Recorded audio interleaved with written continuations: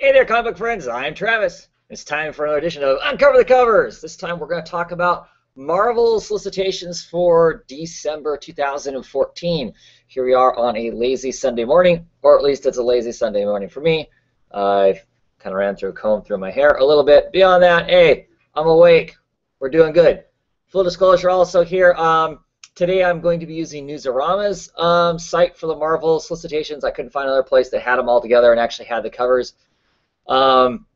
Newsarama isn't my favorite as far as for this show because the cover art is always larger than my screen, so we kind of have to move the cover around to see the whole cover, which is somewhat unfortunate because if the internet connection is a little bit choppy or whatnot, it doesn't make for necessarily pleasant viewing. Also, I just want to let everybody know when I do these things, I don't look at the covers beforehand, so I'm seeing them for the first time. So it's just my first kind of whatever gut feeling opinion is on what I'm looking at. So there's that too. So let's see here. We'll see if we can get the screen share to work.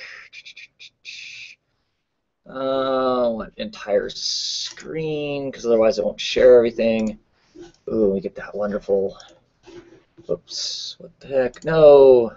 Okay, so let's make sure that things are working the way they're supposed to.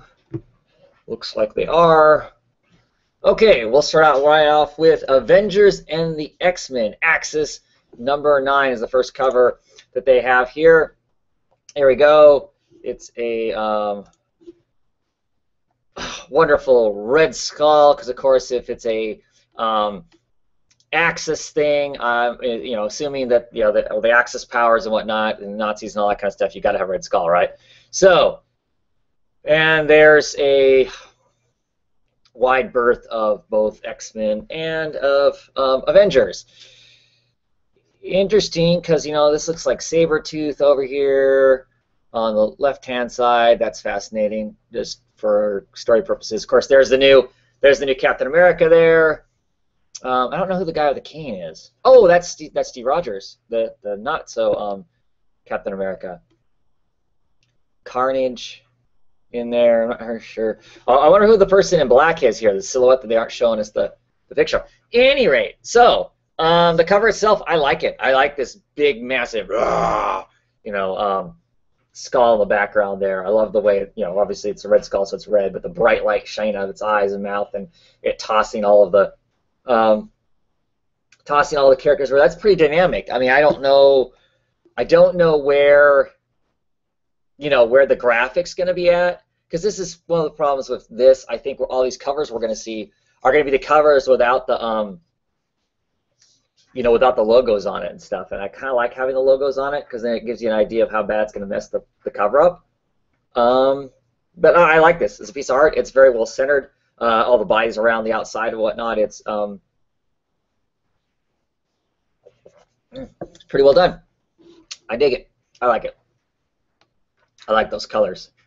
That's a cover that I'd pick up. It reminds me of old school, events kind of like this, like the Secret Wars and that sort of thing. So, Axis, Revolutions number 3 and 4. Of course, we're only getting one cover here.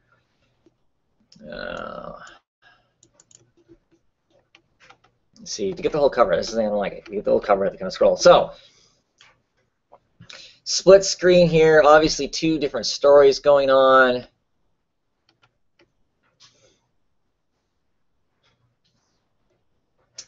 So it's balanced as far as that goes, obviously, because the way it's split. I like the fact that you have this like searchlight or spotlight that's on the top character here, that circle, and that circle is mimicked to a large degree by Sandman down here, his arm arching around. So it so it keeps the same sort of shape going both directions. Obviously not a perfect circle, but still it mirrors one another. And so if you're going to split the cover in half like that, I think it kind of needs to do that. And so that does match up well. That's an interesting cover, and like I said, the symmetry of that, the mirroring effect, I think works well. Makes it work for a cover pretty well. Okay, let's get down here. Loki, Agent of Asgard. Obviously, the title's going to go across the top there. Not exactly sure. You know, so this is kind of like an old school cover in the fact that it's got all this writing and stuff. It seemed to be like back in the Silver Age, and a lot of the Silver Age books, there was plenty of dialogue actually on the covers. You know, between our boxes that tell us things, you know, follow these other plot threads and these grand issues.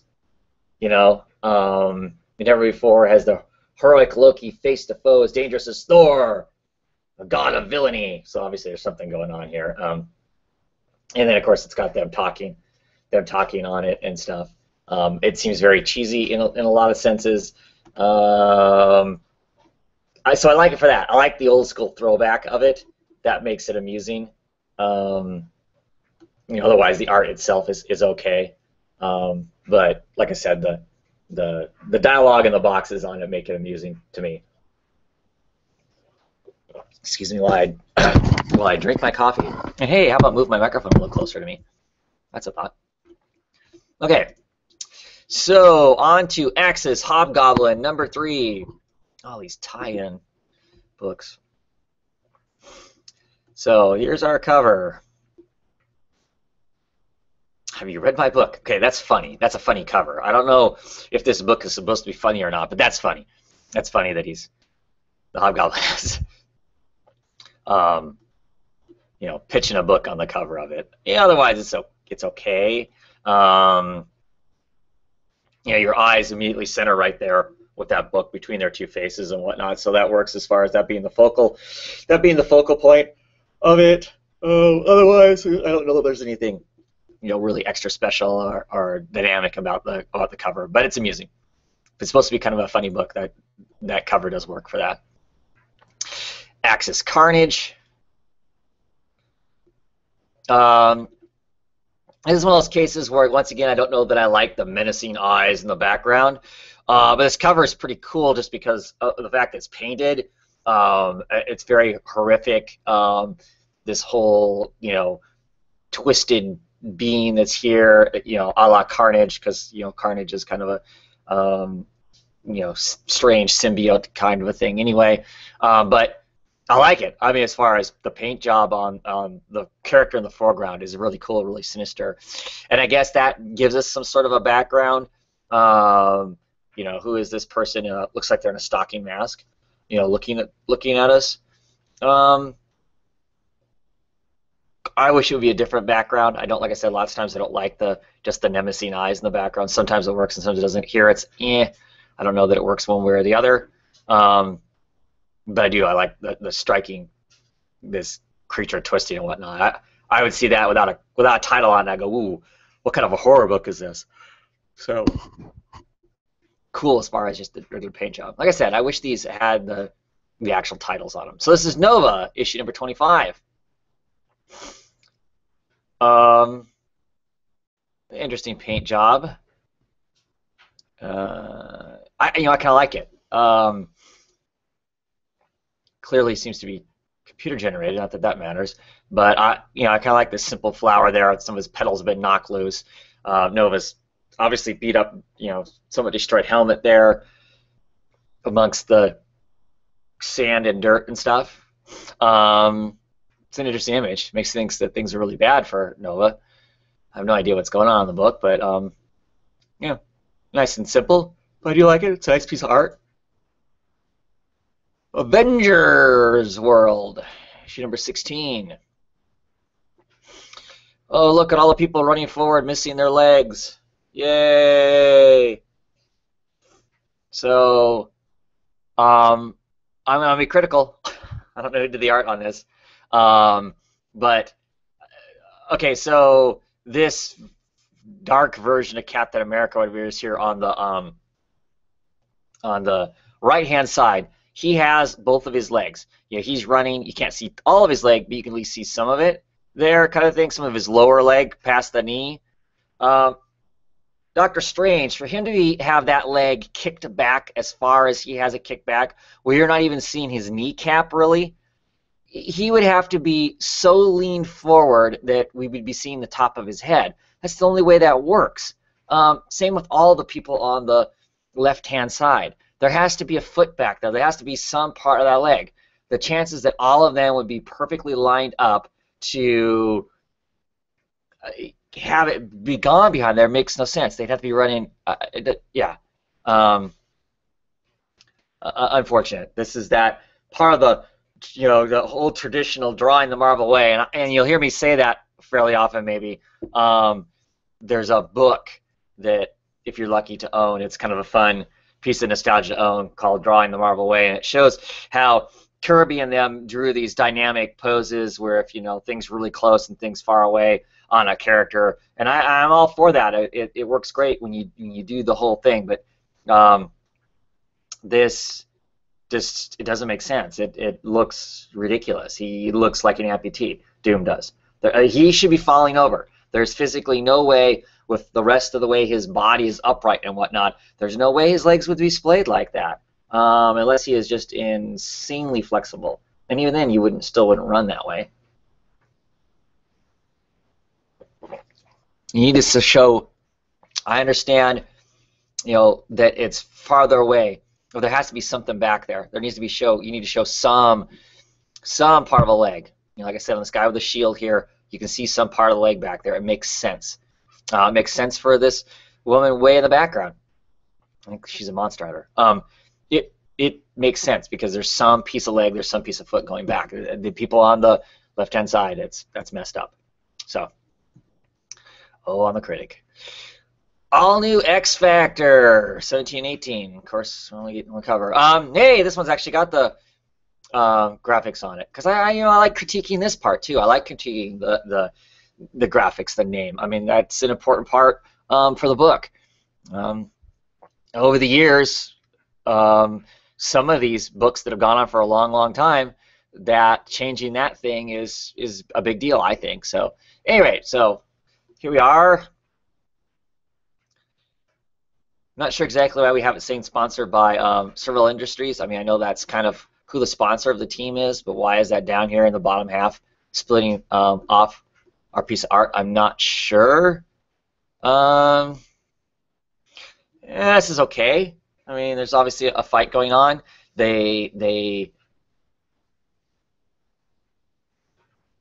Actually, I'm confused. So this foot down here is this guy, because he's leaned way back, like he's almost laying on his back, dodging out of the way of this punch. Okay. And this guy is completely missing feet. He doesn't have any down here somewhere. So, for whatever that's worth. Even though he should have. And we kind of cheated on the background. It's okay. It's a standard superhero type of a cover. This character in the background that's all lit on fire, he's kind of cool looking. I don't know a lot about X Factor.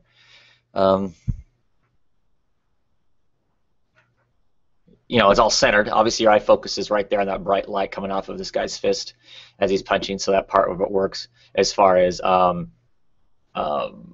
makeup of the cover, the composition of the cover works. But otherwise, it's standard affair. Deadpool, issue 3839. Of course, so we get a yin-yang here. Literally, there's a yin-yang in the background, and we get these two versions of Deadpool. I'm not sure exactly what's going on there. One of them's got a rake, and of course, one of them's got a gun and whatnot. Actually, I think this works really well for what it is, for being that sort of a thing, for being the yin and yang. It matches up really well. I think it's well drawn, and fairly interesting. I mean, that's kind of a cool thing. I kind of want to know what's going on with the the white version of Deadpool. Why has he got a rake, and who is he? Yeah,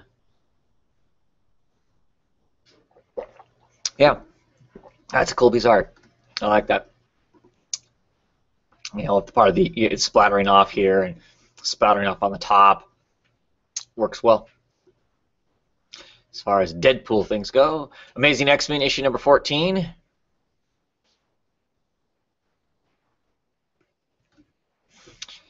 got a red banner down there. All that stuff's going to go at and whatnot. Oh, this isn't a bad. This is actually kind of a good cover. Of course, so you got Nightcrawler here in the foreground, watching Mystique run away. It's great that they've used his swords to frame Mystique. That draws your eye to what's been framed inside of that space there, which is great. You know, she looks like she's appropriately, you know, in proportions, running away. You know, her legs are all there, all those bits and pieces. You know, even the hand way off in the foreground is you can see the fingers and stuff. It's all there, so that's all great that the artist didn't cheat out on that part of it. So yeah, I think this is. I mean, it's all obviously at nighttime. It looks like it's moonlit. You know, so that the hues and the tones all work. That's a decent cover. I mean, you know, and it tells some sort of story. There's something going on. You know, it looks like he's tracking or hunting her. Well done all around. That's a good cover. I like that cover.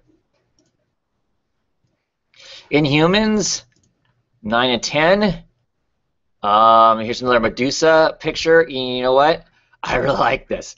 The light is well done. And when I say the light, where the light's coming from, it's all coming from this left-hand side. So the right-hand side, everything's dark. The right-hand side of the hair is dark, which works. You know, it's just the side that's faced out. And because she's Medusa, you know, and if you know the character, she's got this snaking hair anyway. And of course, the Medusa of Greek mythology had snakes for hair, and so having her hair actually in these vipers is really cool. That's a cool looking cover with a cool play on her name and her powers. Yeah, I really like that. That'd be a cool poster. That's just kind of cool, making them actually into snakes, making the hair into actual snakes. Very cool. Very cool. I'm thinking I should be buying Inhumans. Captain America and the Mighty Avengers, number 3. So here's our traditional lineup of, you know, either, you know, heroes versus heroes in this case, heroes versus villains, whatever the case is. You know, as they rush forward into each other. We've seen this thing from, you know, at least. Well, this is one of those things that's been around since the Silver Age of comics, at least. This, you know, charging at each other kind of a thing. You know, and it's okay. The background seems, you know, kind of a cheat in the fact that it's just kind of barely pixelated there, versus, you know, how much more the characters are detailed. But I do like. Everybody looks like they would legitimately be running forward and attacking and all of that, so that all works. Curious, from this picture I can see that the new Captain America, who was the Falcon, keeps his wings. Didn't realize that was going to happen. That's interesting. So at any rate, yeah, not a bad cover. Standard kind of a superhero affair. Nothing spectacular, but not bad either. Superior Iron Man, number 3.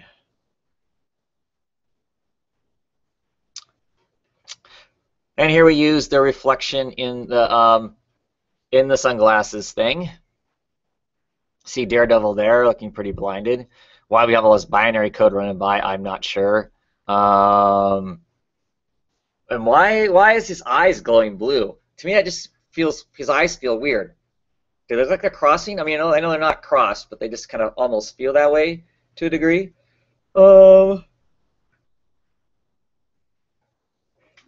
Yeah, I like his face. The coloring on the fingers of the armor, something about that seems off. Whereas it looks metallic on his face, the hand looks flat. So I'm not sure exactly why it doesn't have the same mirrored effect that the rest of the costume seems to have. So that's kind of odd. Yeah, not really excited by that. And that's been done, the mirror, the reflection and things. Yeah, I don't know. Um, Angelina, Asgard Assassin #1. Um, wow, I really like this cover. It's painted, so I always like that. I love the painted background. I love the fact that the Rainbow Bridge um, from Midgard to Highgard is this kind of zigzag. That's kind of cool looking as opposed to your traditional arch. It works well because it keeps it all on the same plane as what looks to be burning Highgard. Um, yeah, it's cool looking. She's cool looking. I love this. I love the fact that we're down more by her feet, kind of looking up at her. She's proportioned decently. We're not getting anything too crude in there as far as that goes. I love the flow of her hair. This is cool. This is an appealing cover. This is a cover that would make me pick up the book. I like the way it looks. I like the way she looks. And I really don't have any interest in this character, but that's a good cover. That cover is by Stephanie Hans, and that's why. Man, I wish she would do the inside work. Seen some of her stuff, and it's pretty outstanding. A lot of it is, but that's pretty cool. Oh well, here is. This must be a variant. This is the Skottie Young variant. Should we check out the Skottie Young variant? So here's the Skottie Young variant. So of course it's cute.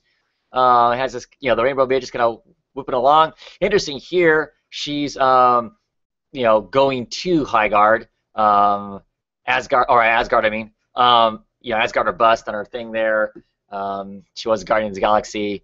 That's okay. I don't think this is that great of a Skottie Young cover. I like seeing Skottie Young's faces and stuff. That's part of what makes them cute and fun. So this one isn't so much so. I'm going to skip Shield #1. Well, I guess maybe not. Okay, so here's Shield #1 by Mark Waid. So there you go. Look, it's a picture of two of the characters from the TV show. Yawn.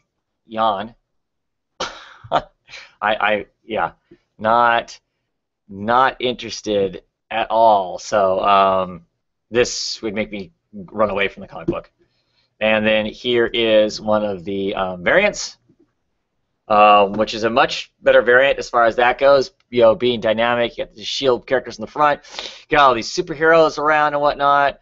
A monkey, so how can you go wrong, right? It's got a monkey on the cover. Storm there. I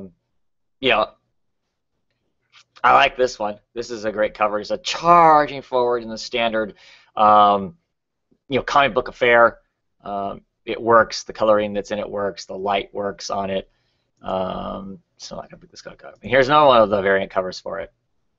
Or maybe this is I think this is another of the variants for it. This one isn't bad either. It being the painted version and whatnot. You get all these great traditional superheroes shadowed in the back here. Some of those heroes are interesting. They have. I'm not sure who that is at the top. That was almost like Captain Marvel.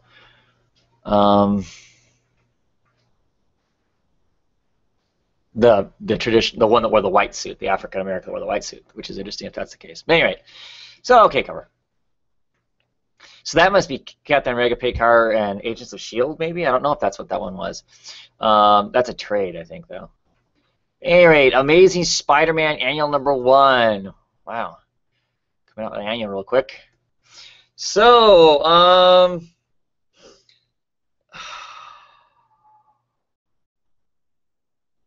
what's going on? Do you understand this? Because I don't understand this. Okay, so we'll start with the Spider-Man that's here in the foreground, our main Spider-Man. So here he is hanging, doing kind of an inverted cross of sort, which I'm fine with. Okay, so then he has one leg that comes down here, and his foot drifts off into light or something. Okay, and then he also has another leg here right next to it. It's his knee, and then that foot disappears to I don't know where. And then he's got this leg here. So he has 3 legs. Spider-Man has 3 legs now. And don't mean that. I'm hoping I don't mean that in a euphemistic, wink, wink, nudge, nudge kind of way. But what the hell's going on? And then you have this, silhouette of more legs in here. I don't get it. And then you got the Spider-Man head, which looks kind of cool. I mean, the painting itself is fine. And then I get the Spider-Man in the background as kind of a movement of him swinging and stuff. I don't understand why they have him colored in blues and then him kind of go to a kind of browns back over on this side. I don't get. I don't mind the background being kind of weird, spiderwebby stuff either, but I do not understand this Spider-Man up front here. That is just, yeah, 3 legs. I don't get it. I'm baffled. So that cover fails. Fails. Spider-Man and the X-Men #1. Oh, I didn't realize they're actually going to go with its own title. Interesting. So here we are. I this is kind of a cute cover, as all of the kids of the school, of course, are trying to give Spider-Man an apple because he's a teacher. So that conveys that he's going to be a teacher, or right off the bat. The apples potentially look a little more like tomatoes to me, but whatever. Still a cute cover. I like it.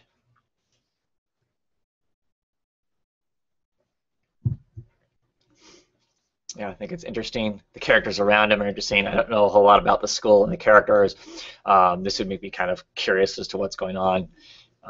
This girl with a bunch of eyes, a person with a bunch of eyes all over her faces, this floating head, floating brain in a jar. This person with no skin. Yeah, interesting. Amazing Spider-Man issue number 11 and 12.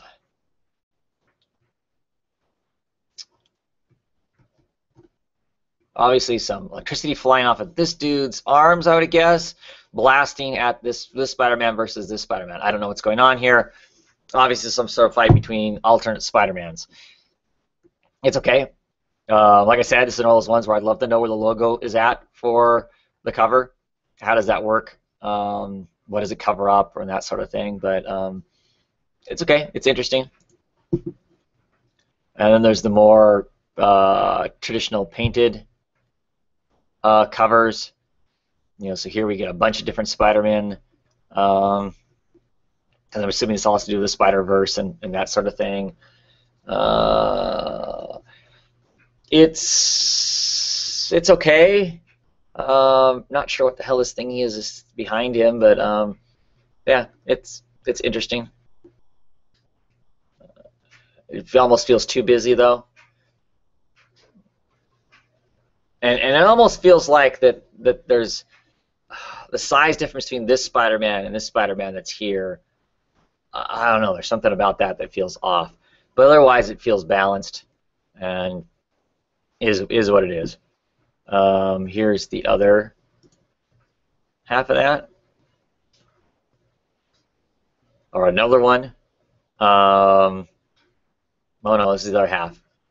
I think this is Spider-Monkey. I like the Spider-Man with the bag over his head. That's awesome. Yeah. Okay, painting. Lots of different, and it's interesting just to look at all the different Spider-Man. There's even Spider-Ham in the picture, so that's awesome. Spider-Man 2099, number 7. Did some surgery on Morbus, it looks like. Yeah, it's okay. I mean, you got all these different screens and whatnot, and nice funky technology and whatnot. So it's interesting. It's interesting. I don't know that there's anything super exciting about it. Don't have a lot to say about this cover, I guess. You kind of want to go down and look at his face, but I'm more drawn to all the bright spots up here with the screen in the middle of the cover, which is fine too. Yeah. Spider-Woman issue number 2. Oh boy, this will be fun. See if we're going to have a crazy ride about this cover, like we have so many of the covers.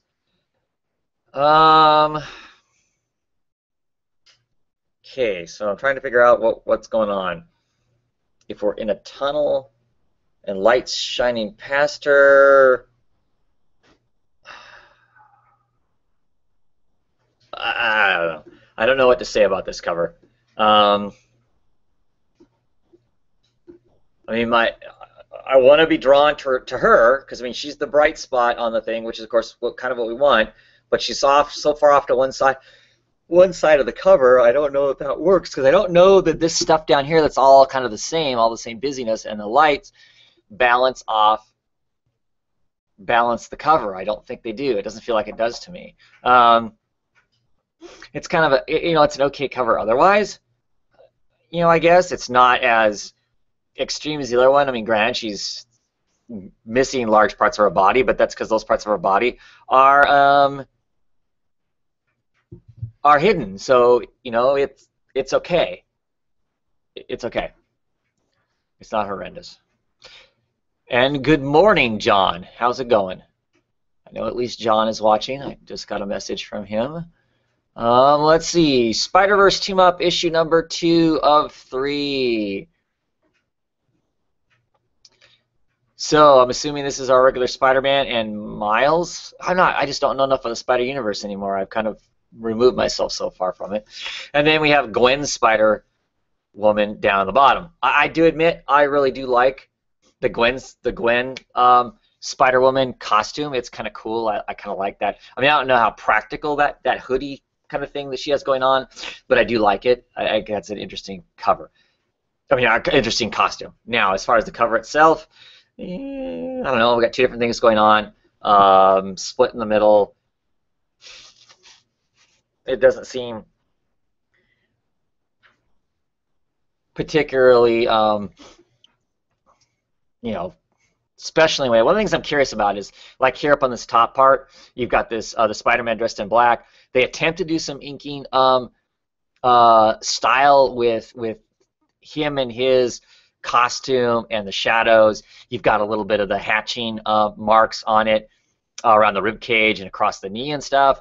And then Spider-Man Parker is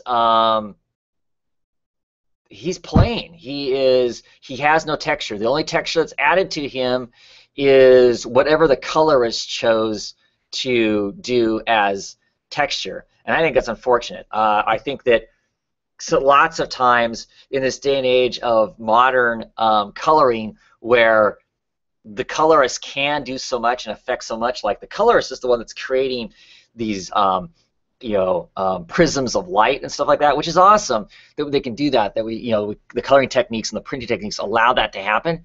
That's great. But I think the art isn't as strong as if when you have an inker who helps create the shadows and lights with the way they ink. And I think that's just a dead and dying art to some degree. I mean, there are pencilists who do have inkers that are that way, but then we got lots of stuff where I don't think there was even an inker maybe even involved. It was just pencils, and then straight from pencils to digital, to digitally the art, and so you miss a lot of technique that makes some of the old art a lot better than the new art. Now, it's not always the case. There are plenty of artists that still do that. I just think it's unfortunate when we get these covers and things like that that don't. This is not my preference, so I'm not as excited by this style of art. Scarlet Spiders, number 2 of 3. Man, if you love the Spider-Man stuff, this is like a heyday. I'm checking my messages here again, because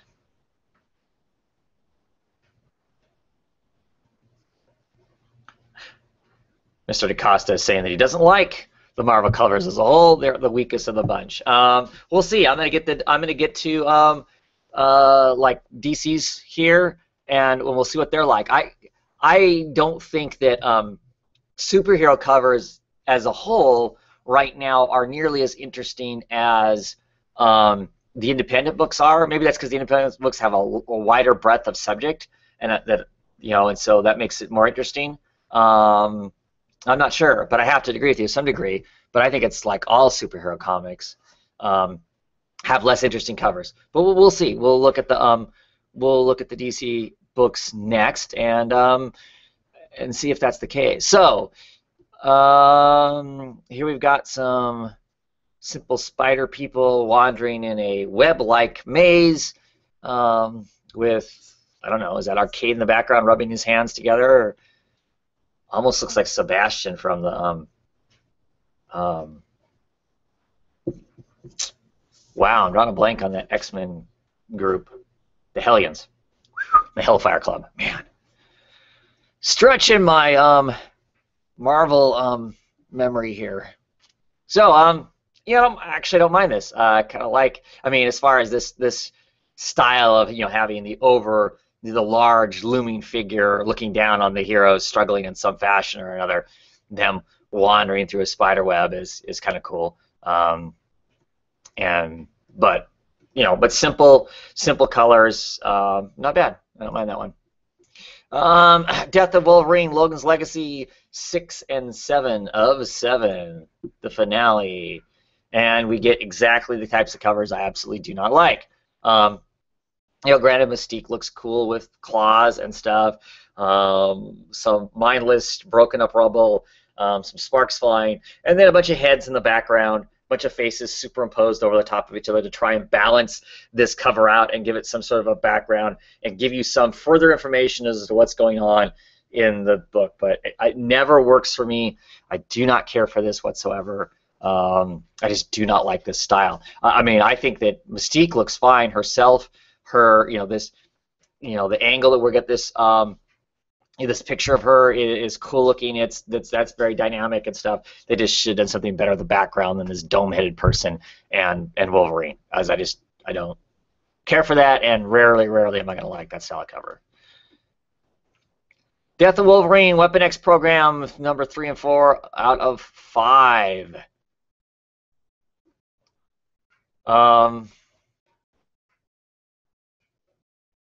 Obviously, it's conveying the whole Weapon X program, how menacing and mean and painful, obviously, it is, of all this stuff. What I think's weird is it really, other than just to make it more interesting, by hanging him upside down, it really feels like the whole thing should be turned the other way around, and that should be coming down on him. But, you know, they've done this style before. They got to do something to make it a little different, and that's, you know, that's how they are. I think it's interesting. I mean, that's Sabretooth, right? Or if it's Logan, they're turning him into Sabretooth, or, you know, that part's interesting. I mean, it's not a bad cover. I mean, makes you kind of wonder what's going on, that's for sure. Why is he all these suction cup darts all over him? Because what they look like, right? Somebody shot him with a dart gun. I like the coloring, too. Coloring's pretty good. I like those yellows and browns work for this. It's interesting. Yeah, not a bad cover. Let's see. I'm going to skip Marvel's Avengers because I just don't care. Let's go to, because I'm not skipping Marvel's Avengers because it's based on the movie adaptation crap, and we're talking comic books here, not movie adaptations. So, Avengers number 39. Oh, what do we got going here? Okay. So, the faces on these people are kind of, yeah, oof. It's okay. The thought of it is better than the execution itself. Yeah, I don't. Yeah, not great art. You know, as far as the faces go and stuff like that, they're all kind of not real. Like they didn't really seriously draw it, or I wasn't supposed to look at it this close, or something. I don't know. Not a fan. Can't tell you much more than that. Alan Davis cover. See, that didn't look like Alan Davis to me. I mean, it did, but didn't. Anyway, Avengers Now. One of the ones where we actually get the logo in it. Yeah, I mean, it's them all just kind of standing around, so it's okay. You know, as far as that goes, it's not bad. You know, gives you clearly what the lineup of who's on the team. I don't mind this.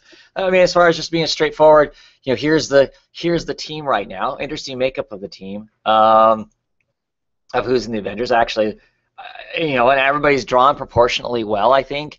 Um, Nobody's too broke back, really. I don't even think Scarlet Witch is broke back. You know what? Actually, this group of Avengers I would actually be kind of interested in reading almost. And then this is a book that I look at and I go, oh, this kind of harkens to that kind of thing. Um, I think it works well in the fact that you've got on one side you got Medusa with all of her long flowing hair. You've got Doctor Strange's cape on the other side. That all kind of balances out in there. You know, the red blends together, but doesn't totally blend together. Yeah, it's not a bad cover. I like the art. Who does the art on that? Uh, oh.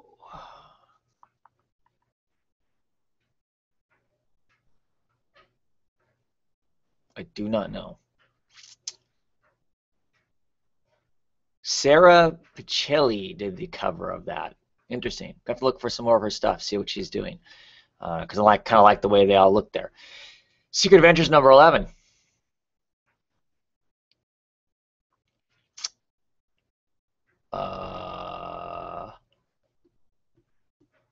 Okay. Okay, so trying to take this all in. I'm not exactly sure why the sheets are as folded as they are, because all of these little curves and slices in here and whatnot is to imply folds, right? Folds in the sheet. I've never seen cloth that acts like that, so that's curious in how folded the pillows are and how bunched up it is underneath these arms. Seems a little carried away. I like the fact that the faces show some level of emotion, as you know, poor Nick Fury here is all, you know, busted up and messed up and whatnot. But obviously, it's their style to have the proportions a little different, a little odd. You know, the foreheads and eyes are a little bigger than what, you know, what most people actually proportioned as. But I don't mind it because it has a style. It has a style to it. You know what? Actually, I like this cover. The symmetry of it works fine. You know, I'm now getting these extra lines in here. That's just the way that this artist textures stuff and whatnot. That, you know, he just adds lots of lines, which is cool because it's showing that they have their own. I think they have their own style, and I like that. I'm okay with them having their own style. Who the heck did that? Trad Moore? Question mark. Okay.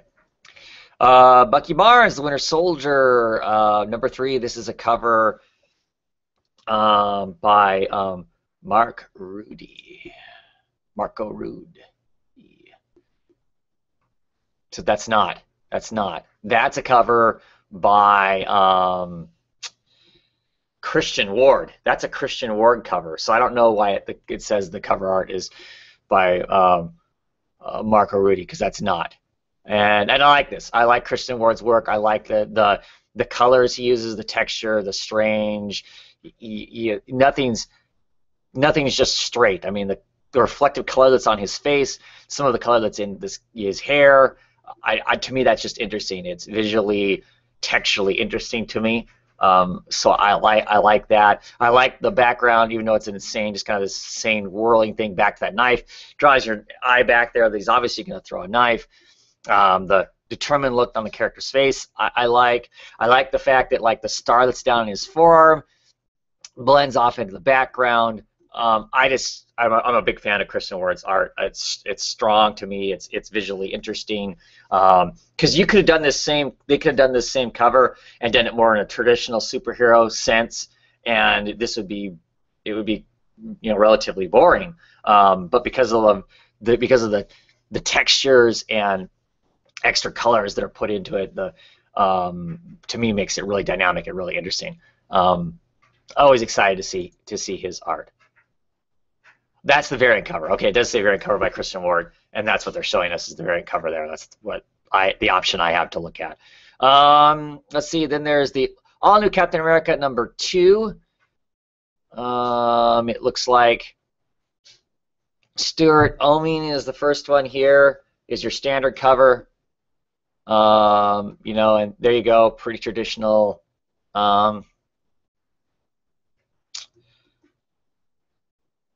superhero costume.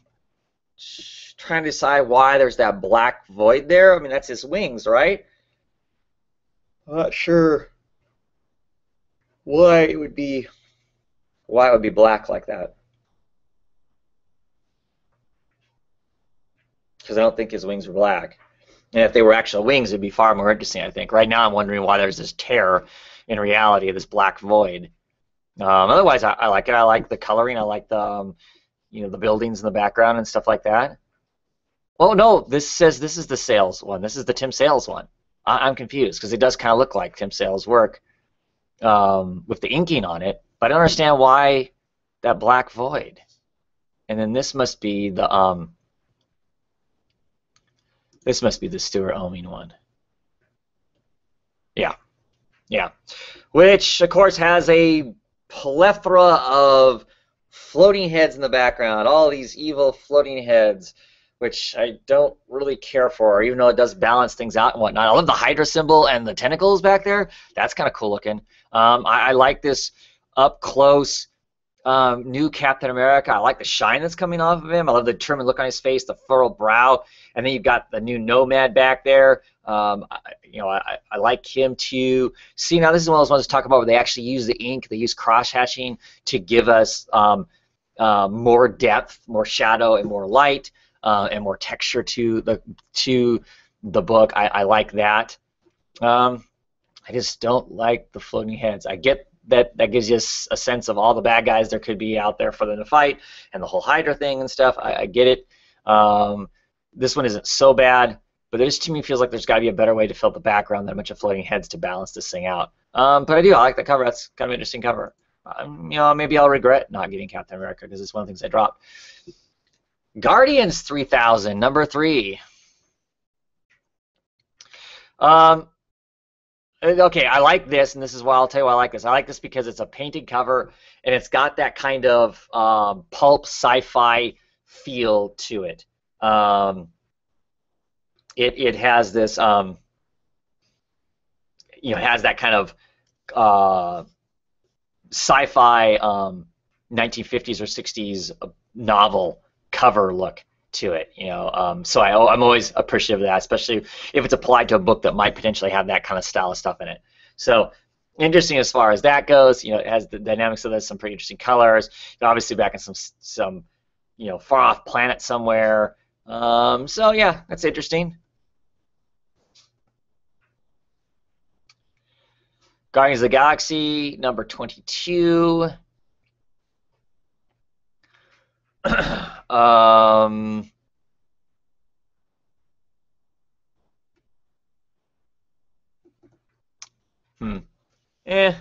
It's okay. I mean, I like this creature or whatever is blown up of it or whatever it's supposed to be, how it kind of creates a frame around our team.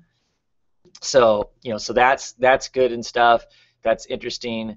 Yeah, it's okay otherwise. I mean, the composition of it works fine, but it's I don't know that it's anything special or makes me look at it and go, hell yeah, I want that. Legendary Star-Lord number 6.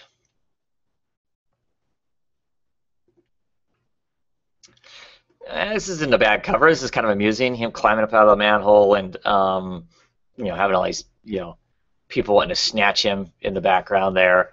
Yeah, it's okay.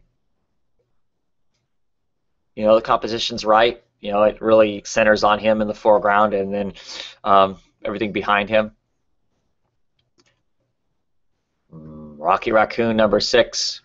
Can you tell I'm getting tired talking about covers? Okay, I like these covers because I like Skottie Young as a whole. This one's funny. It's just it's a fun this great kind of giant purple monster maw there, and this raccoon going to town, just shooting the crap out of this great crazy grimace on it. The spittle flying off the mouth of the monster. The colors. Most of Skottie Young's covers are just great. In fact, this is a whole thing of Skottie Young is awesome too. It's a great piece of art, and it's fun. I don't see how you can't not like it unless you just hate Skottie Young's art. That's just fun. That's just all around fun.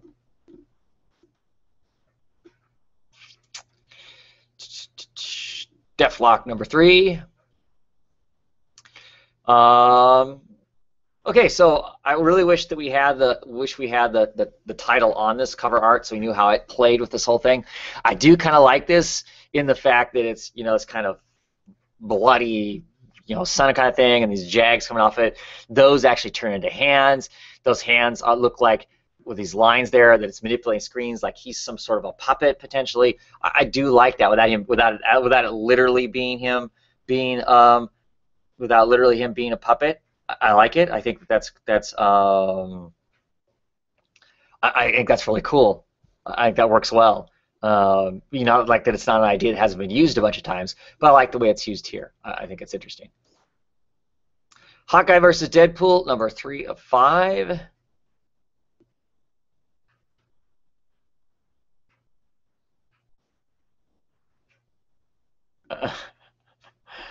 Okay, this is fun. And I think this is the kind of cover that it should be fun. I like the art style. I like how the fact that the most of it is used in negative or positive space. There's no detail to the bow. It's just a basically a silhouette. Same with the arrows. It's not needed. Love the inking, the cross hatching here that creates a lot of this and whatnot. And of course Deadpool's trying to get to him. He's been glued to the ground, and he's telling him putty arrow. But the way it's done here, I think it's fun. I think it's a great cover for what it is. And I like this person's art. I think that's pretty cool. Who does the art on that cover? By James Herring, and I like it. I think it's pretty cool. Thor number 3. So I'm wondering, I haven't looked at any of their Thor covers, but I'm wondering if all these Thor covers are basically going to be real close-ups of Thor smashing through stuff. Now, I like this one. I like the fact that the title is in the cover art here. Everything's obviously buried behind ice, and she's busting herself out of ice. I mean, she's like under the ice. You can see her fingers pushed against it. That's really interesting. So I'm digging that. That's that's a cool part of it also. I am checking the comments now as we look at this piece of Thor. I like the Thor title too. The fact that the H and the O are the hammer. I think that's pretty cool. Makes up for the vest there.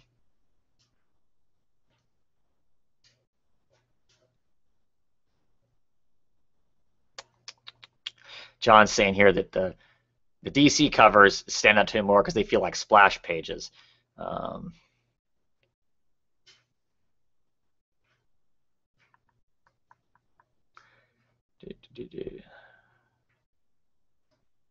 Yeah, John's saying that Wolverine was a swipe cover with the attached to the IVs and the syringes and stuff.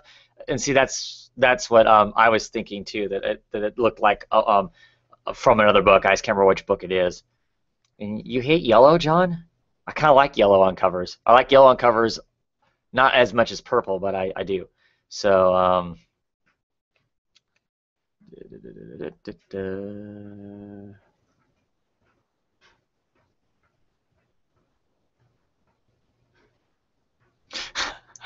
I say I hate floating heads. John says that he hates patriotic group poses. So I get it. There's lots of those. There's lots of those in a lot of these books. Tradd Moore did the all-new Ghost Rider. Well, that's unfortunate that the all-new Ghost Rider has been canceled. They need to get him on something else.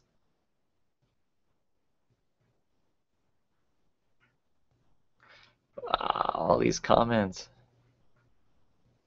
I just wish I could read the comments, guys, while I'm actually flipping through the stuff. But doesn't work that way. Anyway, I don't mind that cover. Boy, looked that way too long, huh? Elektra issue number 9. Ooh. Okay, I like this cover. I like this cover because, of course, it makes a target your eyes drawn, obviously, to Elektra because she's the only red thing in there. You've got all these ninjas and all these different actions, and they're all kind of, they almost feel like a photo negative. And the way they're lined up the way they are, obviously makes that target. Like I said, centers on her. To me, that pops. That really stands out, and I think is an interesting cover. simple, but obviously gives us a message. Hulk number 9.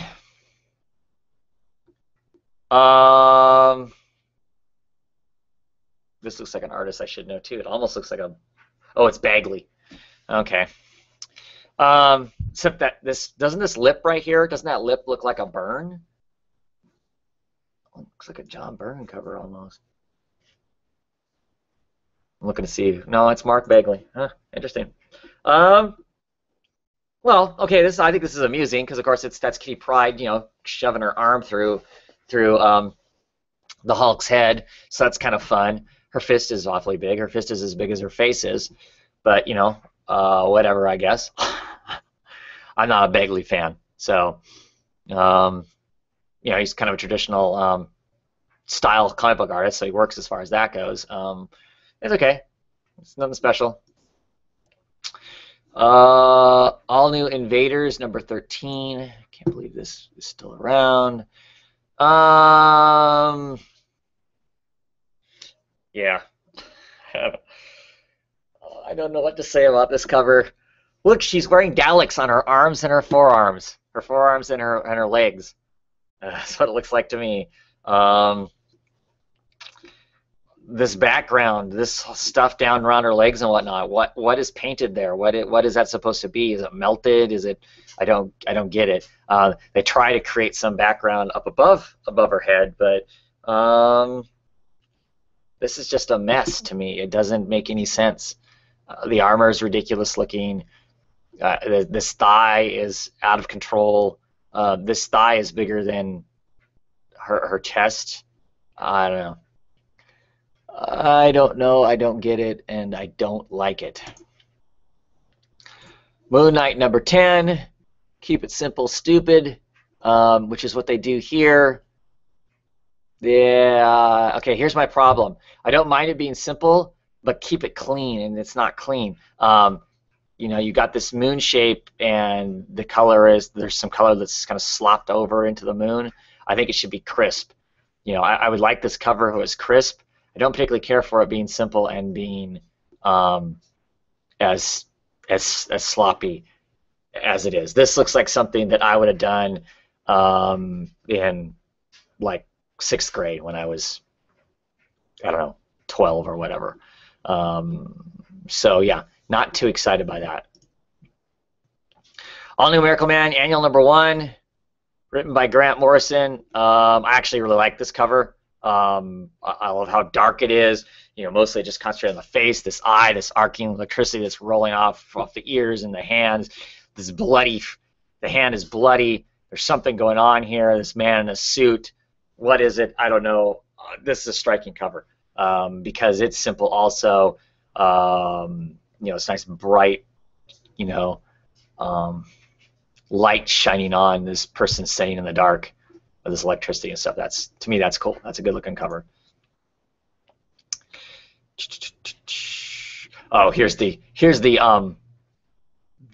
I don't know who did that cover. If that was I think it was the Jeff Smith cover. Here is another cover by Allred and Joe Sanza, which I'm sorry for Miracle Man, the kind of more goofy, lighthearted alt art that Mike Allred does not work. To me, this just looks ridiculous. Don't care for that at all. Fantastic Four number 14.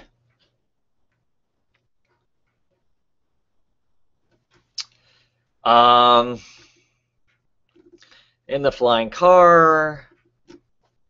I don't know. And then obviously our eyes centered to where the targeting is at. It's nice seeing Sue Storm enjoying herself. She looks awfully young in this picture, but it's okay. To me, there's nothing special about that. Yeah. Greg Land cover. Daredevil number 11.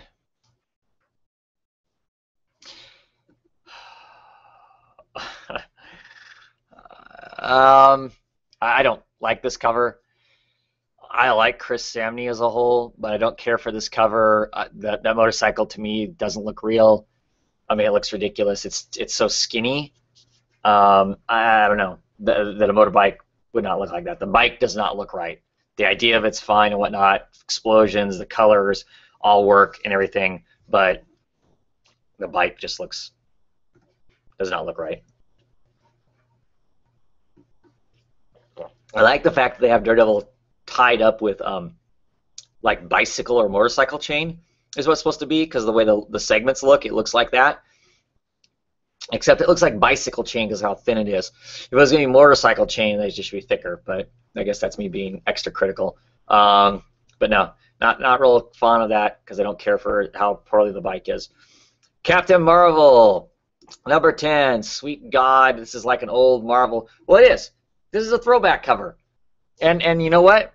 As much as I hate floating heads, and there's lots of them here, I don't mind this so much because it really literally is a throwback cover. I mean, she's breaking through a wall.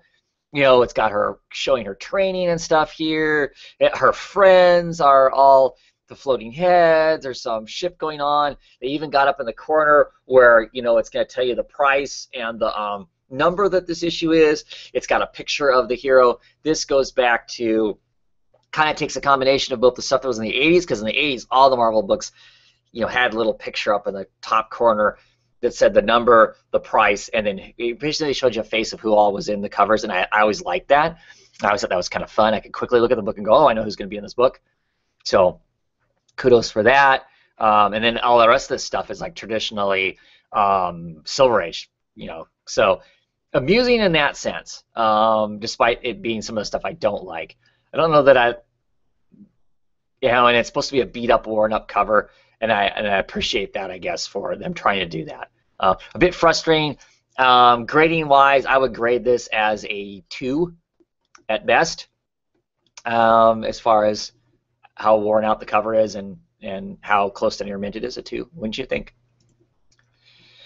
Thanos versus Hulk, number 1 of 4. No. Just no. These arms, I know they're supposed to be shorter looking because the fists are closer and the shoulders farther away, but then how come the fist isn't larger? The proportions are totally jacked up on both of these people.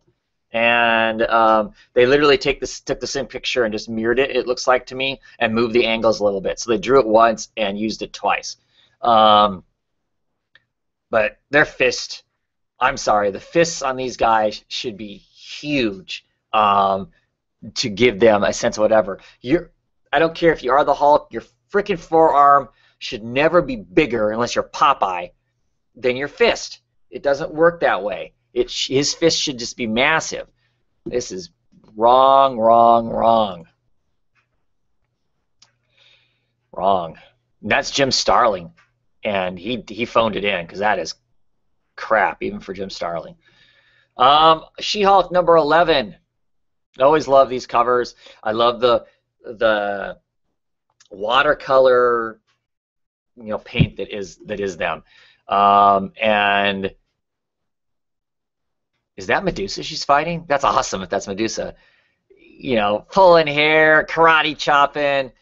I like it. I love the colors. I love, like I said, I love the watercolor. The texture of this cover alone makes me love it. The way the hair is colored, I love it. I love this style of watercolor. So I like it. Composition-wise, it works. Color-wise, it works. The greens and the purples. Purple's the one costume. The green is She-Hulk's skin. All works out well. I think it's great. And some people would say She-Hulk's eyebrows are on point. Black Widow, issue number 13. It's a Phil Noto painting. How can it be wrong, right?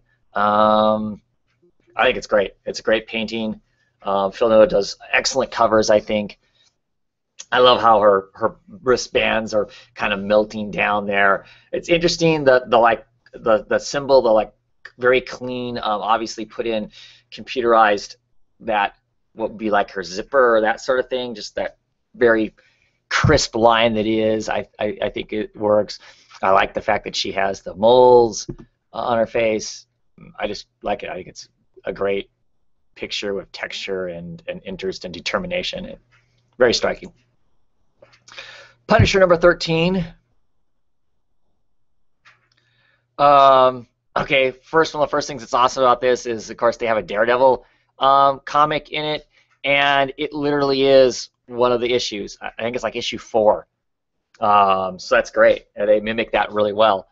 To me, this is an interesting cover. I like the art. I think it's composed well. You're going to concentrate on these 3 figures here, their face. The title works into the picture itself.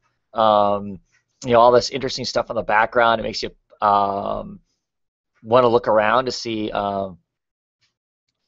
what all's going on, and I'm tempted to read all the stuff that's on here. It's written on everybody's pictures and stuff. That's all. I don't know. I like it. I like it. I think it's pretty cool. Interesting cover. Stephen King's The Dark Tower, drawing of the 3, The Prisoner, number 5 of 5. Quick look at this. This charging forward of a lobster in red. Yeah, I don't know. If you want to see a worm's eye view of a lobster, here you go. Not bad. Interesting for what it is. I have no idea. Okay, so this is George Romero's Empire of the Dead, Act 2, number 4. We're going to talk about this briefly just because it's The Kiss. This is Clements the Kiss, which is one of my favorite pieces of art. It's an homage to that. And you know what? I actually really like it. I don't have any clue what the hell this story is about or whatever, but I love this piece of art. I love the fangs, the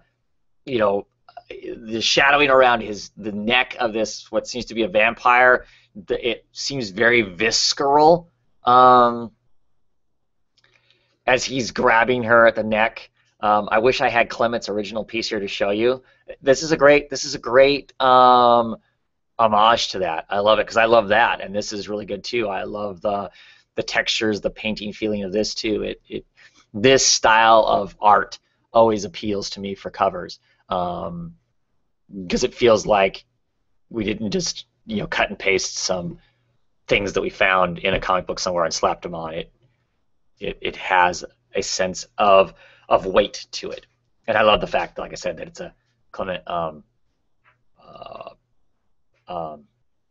homage to that. So that's pretty cool. Alexander Lorenzo, I guess that was it. New Ultimates number 11.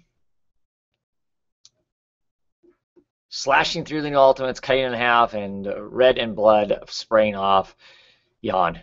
This white background does nothing. I mean, I try to hide as much as I can with the spray of red, but there's still not a whole lot to it. This shredded cape almost looks like crazy Einstein hair. I don't know. Don't care for it one bit. Miles Morales, Ultimate Spider-Man number 8. Yeah, it's okay. I kind of like the shield and the Hydra thing there, and him kind of tangled between. I have no idea what's going on in the story here, but it gives me the impression that the struggling between these two are being pulled between those two forces. So if that's the case, that is portrayed in this. But otherwise, it's pretty simple. I'm not going to talk about the Marvel Universe of Spider-Man because that's basically the cartoon. I don't care. Marvel Universe's Avengers, Assemble Season 2.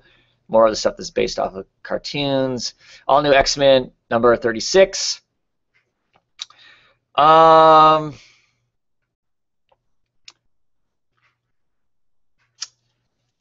don't know. We got our 2 people here in the foreground outlined in pink. I'm not sure why they're outlined in pink to be our main focus, and then you've got a large battle going on in the background between a bunch of characters, obviously. Individually, I like a lot of the pieces of this. I like this person's art as a whole. I don't know what I think of this cover, though. I don't understand why the lighting in pink. Obviously, that makes them pull out to the foreground. I don't know that we needed that, though. Did they need to be highlighted like that? They're clearly more colored in a strong natural light, whereas everyone else has been toned in sepia colors, so I don't know that that was needed. And so that just makes it weird to me that they're in pink, unless there's some power on them that would make them that way that I'm unaware of. That these characters would have that, I don't understand. I don't mind this cover, but there's parts of it I still wonder what's going on. Uncanny X-Men number 29.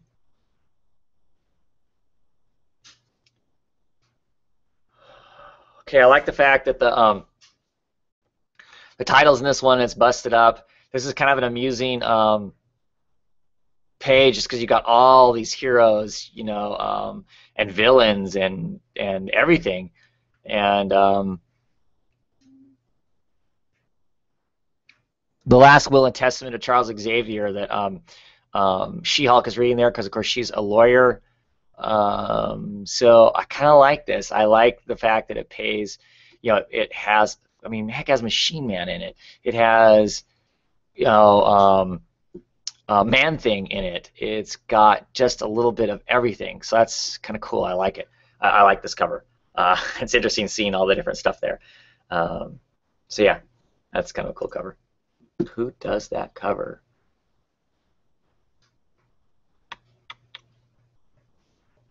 Chris Bellaccio? Because that can't be Alex Ross. That's not an Alex Ross cover. So this is the Alex Ross cover. Because of course they're celebrating the 75 year anniversary of Marvel. So there's the traditional Alex Ross. If you like Alex Ross art, this is awesome. You know, even though it's a whole bunch of people just kind of floating in space, all drawn out, you know, wherever. It's cool. I like Alex Ross's stuff. I like how he does everybody, really. Everybody has their own body type and textures and facial expressions and stuff like that. He takes the time, like in this case, you just look at those three women that you can see right there. You know, the Enchantress, old Jean Grey, and Storm. They're all proportionately differently built from each other. They're not all the exact same body type. Their faces all look different. So, you know, that's, to me, that's a sign of a good artist taking the time to actually portray people as being individuals, which I think is important. Uncanny X-Men Annual number 1. That's an interesting cover. I'm not sure, you know, what I think of it. You know, with them being cut up, why the two circles to make it like a piece of modern art, make it look like a piece of Andy Warhol or something. But yeah, it's okay. It's not bad. It's interesting. I don't know that it excites me a whole lot though. And then here's the all new X-Men Annual number 1, which is. That's Rogue, right? I mean, is that this is the same artist. This is the same artist. This is all the pieces put together, kind of, basically. That last one had them kind of pulled apart with some circles on it for some reason. This one has them all put together, but you can still see the lines. Plus, there's this different coloring with these triangles and a couple circles in it. So it's a piece of modern art. I don't understand the, oh, it's an X. Come on, Travis. There's a big red X there. That's what that is. It's not... It's not weird triangles, it's an X, okay? Pardon me, I'm still asleep, obviously. So I don't mind it because of the X, but I'm not sure why the X is red when some of the background is red like that. It almost feels like it should have been shadowed in a different color. Clearly, to me, they've used somebody. There's a model that they use this off, you know, some photorealism, which is okay. It's an okay cover, nothing too exciting. Storm number 6.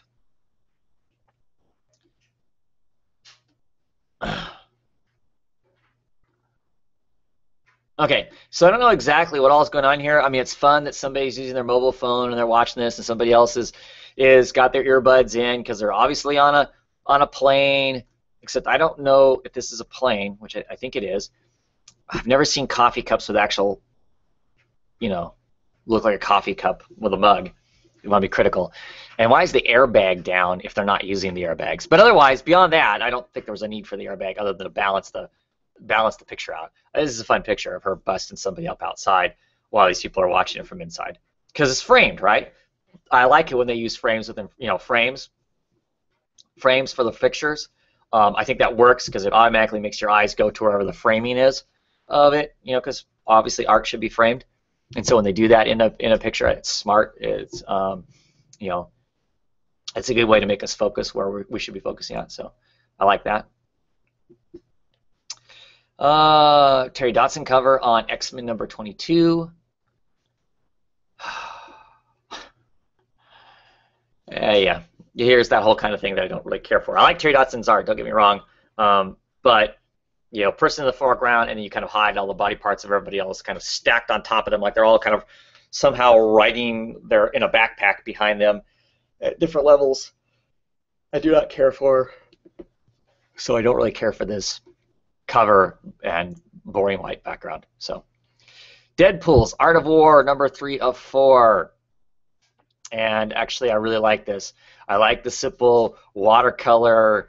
He's obviously in a Zen garden. That's why he's got the rake here, and so it's got that kind of traditional inking of like maybe what would be considered a Japanese style of art to go along with the calligraphy that the Japanese traditionally do. And then of course you got going to be raining down on his tranquil, you know, garden.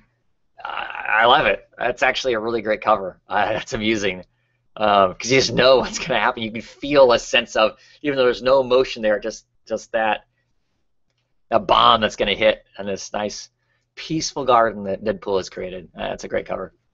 Magneto issue number 13,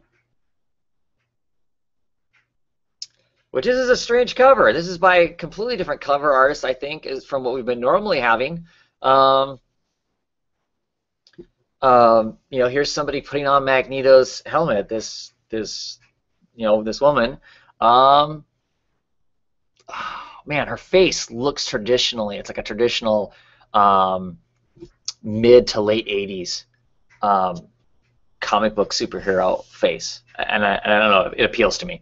You know, everything that's in the foreground is red. Everything that's in the background is blue.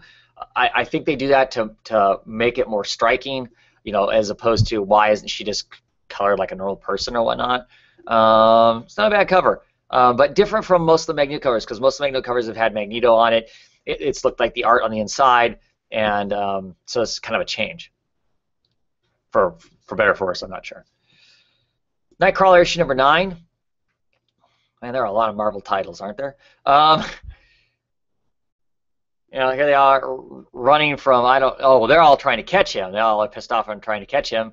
There's the purple Bamf as he's teleporting away as they're chasing him. Yeah, not really excited by this. Here's another worm view of the heroes. Yeah, not much to say about that. X-Force number 13.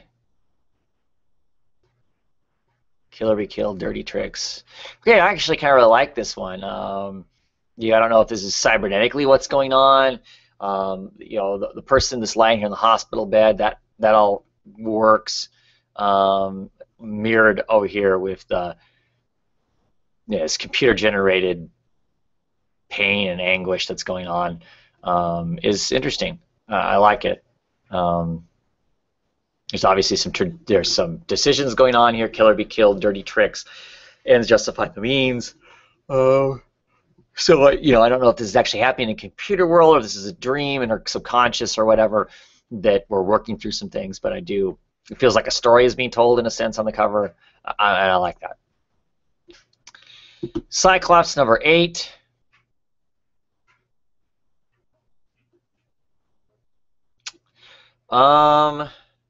I know they're going in for a kiss, but do their heads feel, I don't know. Her face feels too close, because maybe it's because she's in pinks and he's in blues. Her face seems too close for him to be kissing her. It's like he's going to go past and kiss like her right cheek that we can't see is where he's going towards. And she's going to smack her forehead ultimately, if these people keep moving forward, into his where his right eye would be at.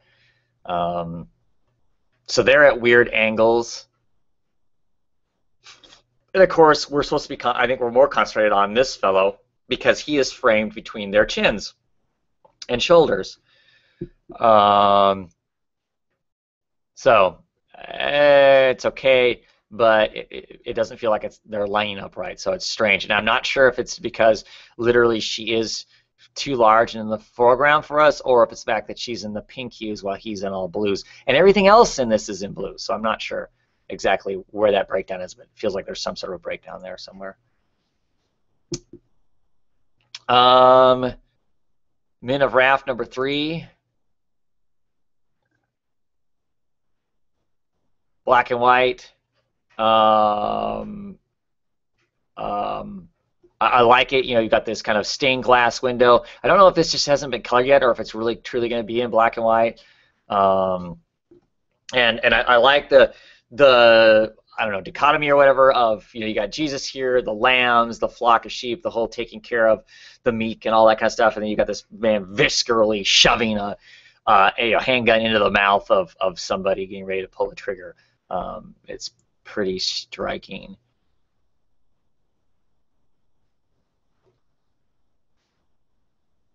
Huh.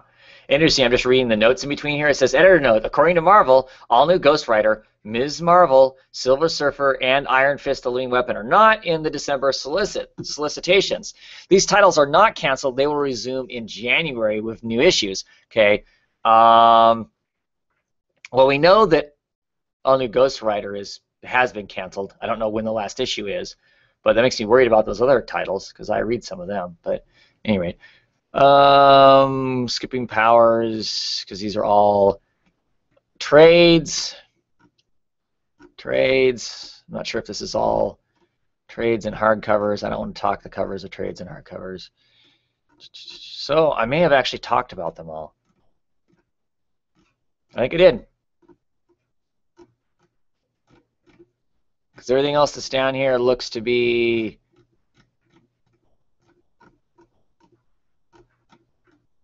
trades and hardcovers and posters and all that kind of good stuff. So there you have it.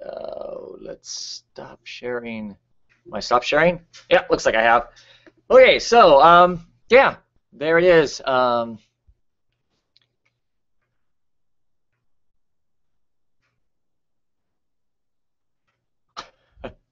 Reading some of the comments as John's critiquing all with me. You know, John, you should just come on. You know, if you're on here, you should just say, hey, dude, I want to be on, and come on and talk covers with me. You know, it was a year ago. It was doing December solicitations for Marvel that you were actually on the show a year ago. I checked it out. So you should have just come on and been on the show with me, and you could have silently sat there and told me all this stuff. So anyway, thanks for tuning in on all of these. I don't know when I'll do. I don't know when I'll do the DC one. I don't know if I'll do it later on today, or if I'll do it tomorrow or the next day. We'll see. Thanks for tuning in. Thanks for watching. What are your opinions on the covers? I do go back over all the comments afterwards and check out what people are talking about. Looks like today John had lots to say about the covers, so I look forward to going back and reading over what he had to say. What do you think? Am I missing the boat on some of these covers? Am I too harsh? You know, do you think I'm looking at the wrong things about the covers? What about covers appeals to you? Are there certain colors that you just see them and go, I hate it, I don't want to see a cover like that ever again? Or are there certain colors that you look at and go, wow, if it's in that color, I love it, I always want to see it. You know, what do you think? Yeah. That's it for this time, and stay tuned for DC covers. And then I have to decide, do I want to grab some of the other independent covers that are out there that I didn't talk about that don't have quite as big a lines. But anyway, that's it. Have a great day, everybody, and I will see you in the future.